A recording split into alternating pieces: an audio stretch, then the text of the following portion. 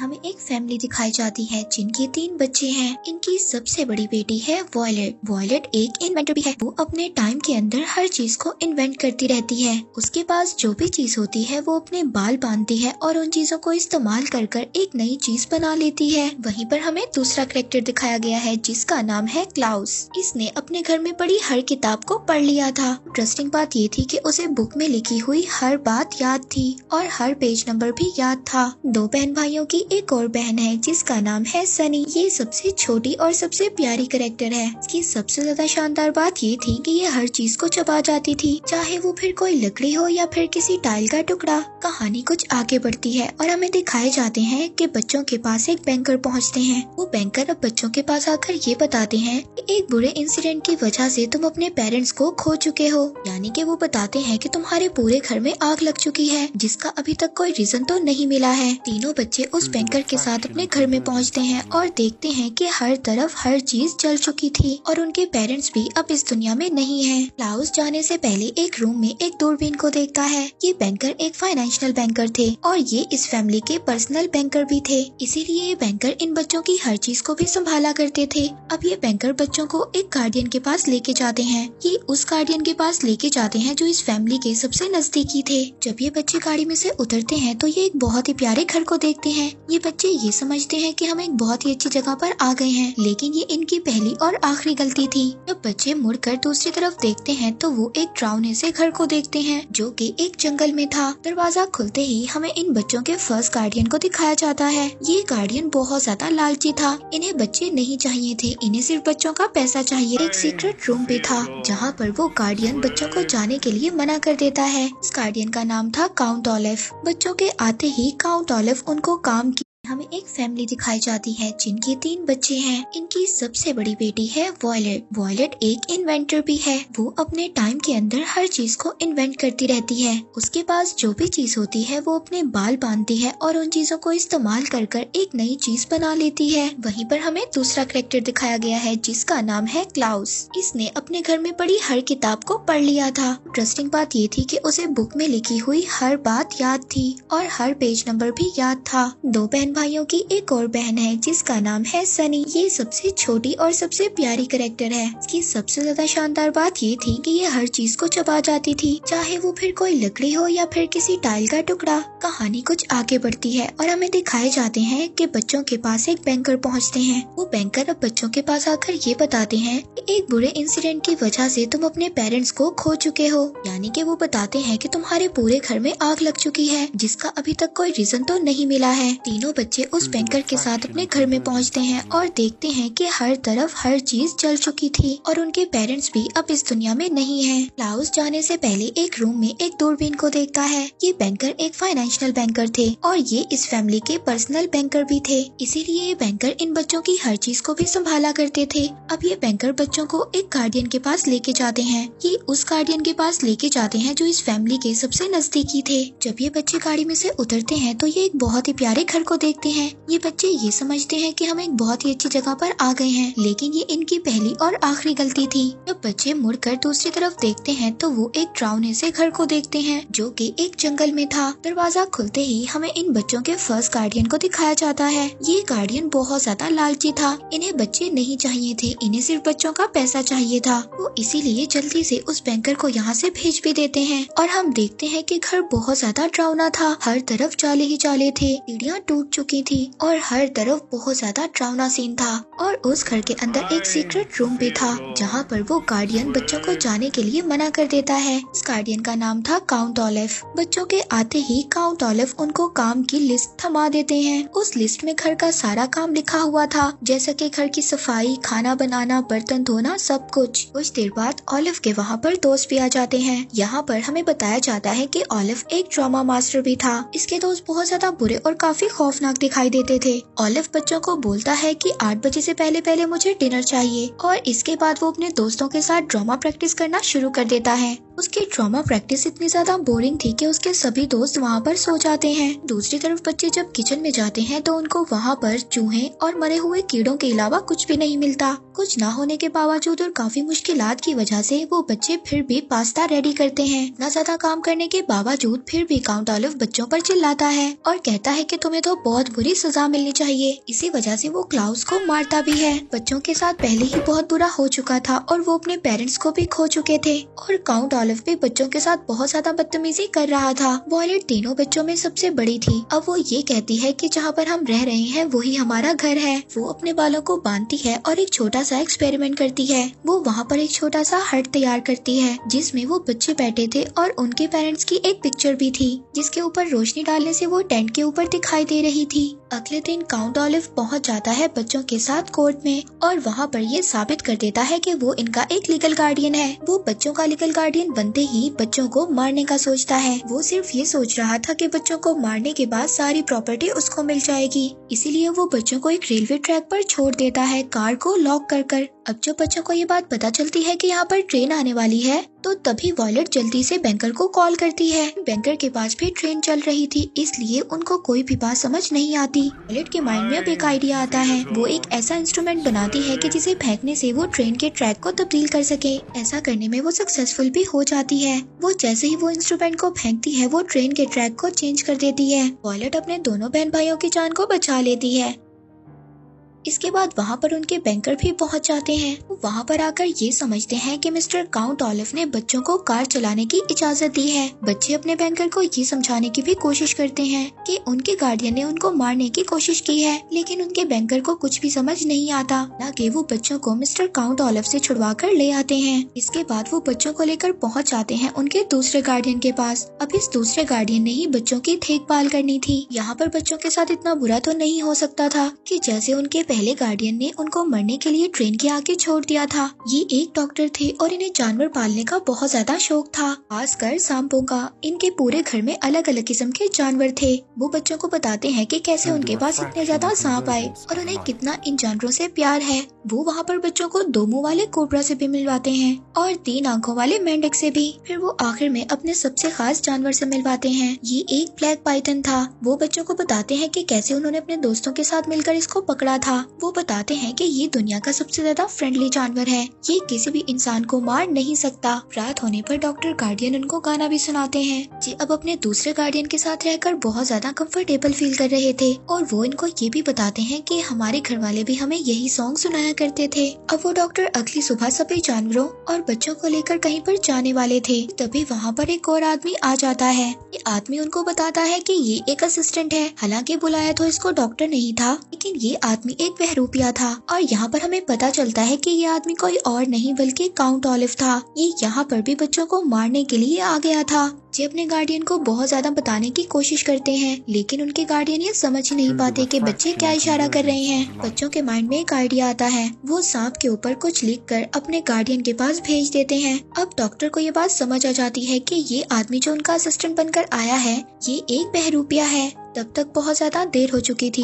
अब बच्चे जब अपने गार्डियन को ढूंढने जाते हैं तो वो उनको नहीं मिलते। अब उन बच्चों को ये बात पता चल गई थी कि उनके गार्डियन इस दुनिया में नहीं रहे। पुलिस के इन्वेस्टिगेशन और काउंट ऑलिव के बयान से ये पता चलता है कि डॉक्टर गार्डियन को किसी और ने नहीं बल्कि उन्हीं के ब्लैक पाइथन ने मारा था। बच्चे इस बात पर ऑब्जेक्शन करते हैं, कहते हैं कि वो जानवर इतना अच्छा है वो उन्हें मार ही नहीं सकता। इस बात को कोई भी पुलिस वाला या बैंकर नहीं मानता। तभी यहाँ पर एक मिरेकल होता है। अब छोटी सी सनी पहुँच जाती है उसी ब्लैक पाइथन के पास। अब सभी यहाँ पर ये देखकर हैरान हो जाते हैं कि इतना बड़ा दिखने वाला सांप उस बच्चे को काट नहीं रहा था बल्कि उसके साथ खेल रहा था। अब वहाँ पर पुलिस वालों को और बैंकर को ये बात पता चल जाती है कि ये आदमी काउंट ऑलिव ही है। जब वो उसको पकड़ने वाले थे उससे पहले ही वो वहाँ से भाग जाता है। बच्चों का दूसरा गार्डियन भी मर चुका था। अब बैंकर के पास जो बच्चों की तीसरी गार्डियन थी वो थी एक लेडी। बैंकर बच्चों को ऐसी जगह पर ले जाते हैं वहाँ पर वो घर पानी के ऊपर बना हुआ था। अब उस घर में से एक लेडी निकलती है। ये बच्चों की तीसरी गार्डियन थी। बच्चों को देखते ही उनकी फैमिली के बारे में पूछती है। वो लेडी अब सभी बच्चों को अपने घर के अंदर बुला लेती है। वो लेडी उन तीनों बहन भाइयों को हर बात समझाती है। वो बच्चों को समझाती है कि इस चीज को टच मत करना, ये तुम्हें मार देगी, या फिर फ्रिज की तरफ मत जाना, वो तुम्हें अपने नीचे दबा देगा, उस झूमर के नीचे मत जाना, वो तुम्हारे ऊपर गिर जाएगा, हो सके तो किसी डोर के हैंडल को भी मत टच करना, अगर वो टूट गया तो वो तुम्हारी आंखों के अंदर लग सकता है। वो लेडी हर बात से डरा करती थी। वो ये सोचती थी कि आज नहीं तो कल इन चीजों से वो मर जाएगी।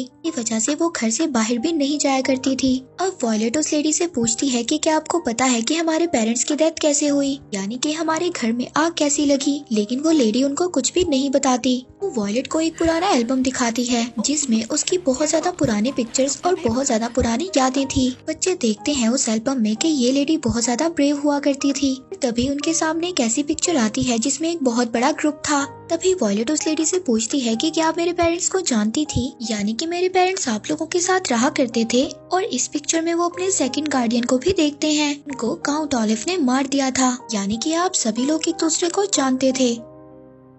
पर तभी वो लेडी उस एल्बम को बंद कर देती है और उसके बारे में बात करना भी बंद कर देती है। इसके बाद वो लेडी बच्चों को एक रूम में लेकर जाती है। वहाँ पर एक बड़ी सी कांच की विंडो थी। उस कांच की विंडो में से एक बड़ा सा समंदर नजर आता था। वो बच्चों को यहाँ पर अपने हस्बैंड की डेथ का भी बताती है कि कैसे उसके हस्बैंड की डेथ हो गई थी और उसके हस्बैंड को जोंक ने खा लिया था, जो कि इंसानों को सूंघ सकती है। इसके बाद अगले दिन बच्चे अपनी गार्डियन को लेकर मार्केट में जाते हैं और यहाँ पर एक और आदमी आ जाता है। ये एक कैप्टन था। कैप्टन उस लेडी से मीठी मीठी बातें करता है और उन्हें अपनी बातों में फंसा लेता है और बच्चे एक मिनट में पहचान लेते हैं कि ये तो काउंट ऑलिव है। ये फिर से हमें नुकसान पहुंचाने के लिए आए हैं। बच्चे अपने गार्डियन को बहुत ज्यादा समझाने की कोशिश करते हैं। वो कहते हैं कि आप समझ जाएं, इन्होंने पहले भी हमारे गार्डियन को मार दिया था और ये अब भी हमें मारने आए हैं। मगर वो गार्डियन उनकी कोई भी बात नहीं सुनती और वो कैप्टन यानी कि काउंट ऑलिव को अपने साथ घर ले जाती है। घर पहुंचकर जब बच्चे अपने गार्डियन को ढूंढते हैं तो उस वक्त तक काफी ज्यादा देर हो चुकी थी। वो देखते हैं कि वही शीशे वाली विंडो टूटी हुई थी और वहाँ पर एक सुसाइड नोट भी लिखा हुआ था। जब वो उस नोट को पढ़ने की कोशिश करते हैं तो उनको पता चलता है कि इस नोट में तो काफी ज्यादा ग्रामर मिस्टेक है।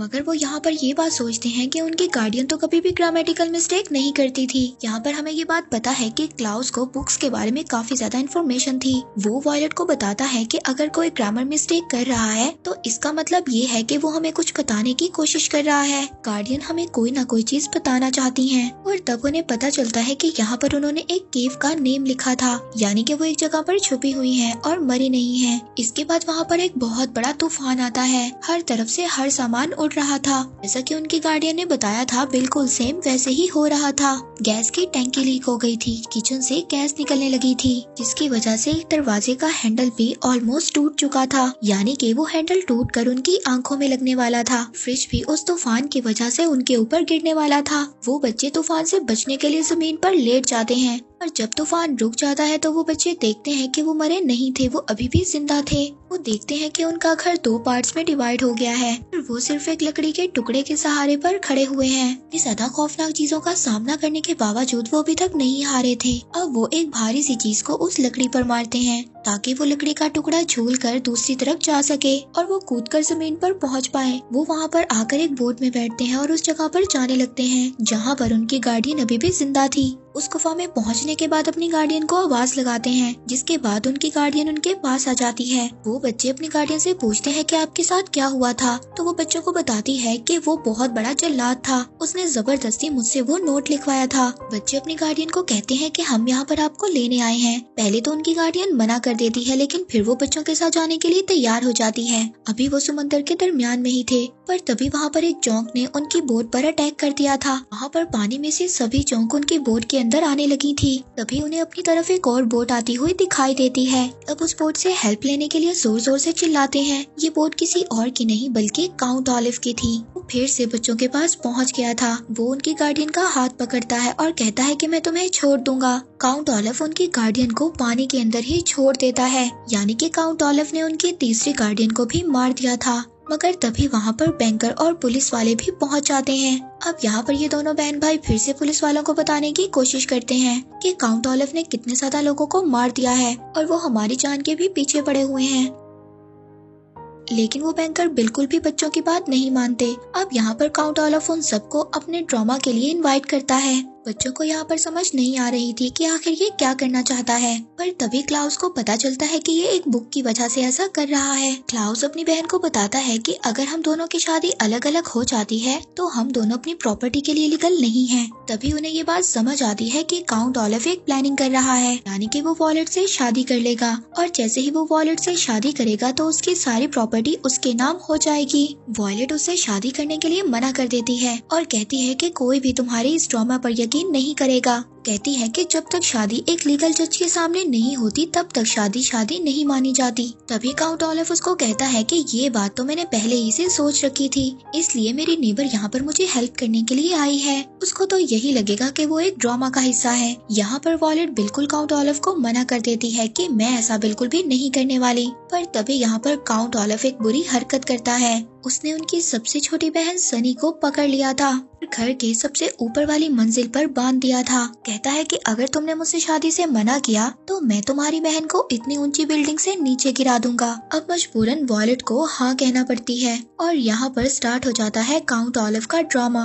मगर अब भी क्लाउस ने हार नहीं मानी थी। वो ये सोच रहा था कि अगर वॉयलेट इस सिचुएशन में होती तो क्या करती। वो अपनी बहन को बचाने के लिए बिल्डिंग के ऊपर चढ़ना शुरू कर देता है और दूसरी तरफ ड्रामा भी चल रहा था जहाँ पर शादी का सीन चल रहा था। सभी को ये लग रहा था कि ये सिर्फ एक ड्रामा है। अब क्लाउस उस रूम में पहुंच चुका था जहाँ पर काउंट ऑलिव ने उनको जाने से मना किया था। क्लाउस के हाथ में एक पेपर था जो कि उसको अपनी लेडी गार्डियन के घर से मिला था। पेपर के ऊपर एक आंख बनी हुई थी जो कि बिल्कुल सेम काउंट ऑलिव के रूम में बनी हुई आंख थी। इधर क्लाउस अपनी छोटी बहन को भी बचा लेता है। दूसरी तरफ ड्रामा भी खत्म होने वाला था कि वॉयलेट अब मैरिज सर्टिफिकेट पर साइन कर रही थी। पर तभी दूसरी तरफ क्लाउस को भी ये बात समझ आ गई थी कि ये जो आंख के ऊपर सूरज की रोशनी पड़ रही है ये किसी भी चीज को जला सकती है। और अब क्लाउस यहाँ पर सिर्फ और सिर्फ सूरज की रोशनी का वेट कर रहा था कि जैसे ही इस आंख पर सूरज की रोशनी पड़ेगी वो इस जगह को तबाह कर देगा। सूरज की रोशनी पड़ते ही अब वो सर्टिफिकेट को जला देता है जो कि अभी भी वॉयलेट ने साइन किया था।